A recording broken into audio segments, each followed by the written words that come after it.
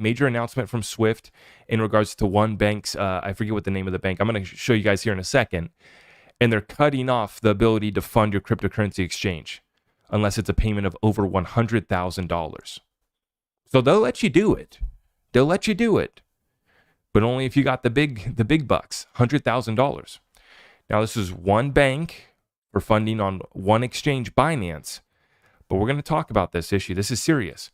So while the bankers, while they tell us that we're investing in useless pet rocks, Bill Gates says it's not worth anything. Jim Cramer said he wouldn't touch it in a million years. These are all statements that came out from them in the last month. So they publicly run a campaign against it. And then we see this right here. Crypto exchanges use the SWIFT network to facilitate deposit and withdrawal requests in fiat currency. It's scary how many replies don't know about SWIFT and how big of a deal this announcement is. Basically, crypto exchanges are cut off from the banking system on February 1st. So some people are arguing this point and pushing back on this guy, Finance Lot. I think, what is it? Finance Lot on Twitter is his name. Some people are pushing back and saying that this isn't all of the banks, this isn't all of Swift. But why would one bank be doing this and cutting off the Swift transactions less than $100,000? Right? Why would they just take and decide to do this action on their own? It doesn't really make sense to me. I mean, maybe this is something to do with United States. Maybe they got wind that CZ Binance is being investigated and maybe a lawsuit's about to drop. There's a lot of speculation taking place with CZ and Binance right now. But, excuse me, this is something to watch. And this is something that we've already been experiencing in the XRP community. So that's the point. In the XRP community, we've already been going through this. Exchanges delisting, no ability to buy XRP. You can only buy $500 worth on one exchange that works out of some other country. $500 a day is your limit. Chase banking cuts you off. I mean, every single day I'm getting messaged by somebody about how, they're trying to figure out where to buy XRP at.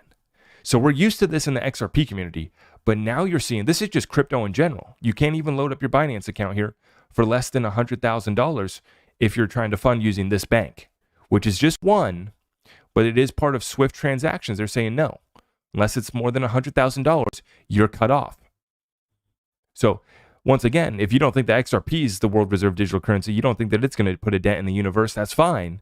You might not be able to buy that any of the other cryptos that you do think are worth picking up. Or if you like XRP and you want to pick up some other cryptos too, you're just shit out of luck. We've been warning about this too.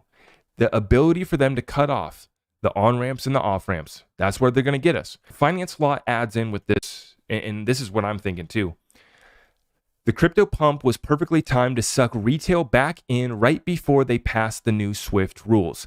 99% of retail are below the 100,000 minimum threshold, which means their money is trapped on February 1st, while the people who crafted the pump can still cash out before exchanges fail. Genius. Now, whether or not this is the case or not, whether this is just one instance, one bank, and maybe I'm getting a little too worried, I'm a little too paranoid. You guys are seeing the issues every damn bank or every damn day. Whether you got to, provide your information again, you got to KYC again, you got to take another picture, you got to do this or that, right? In all of the games that they play.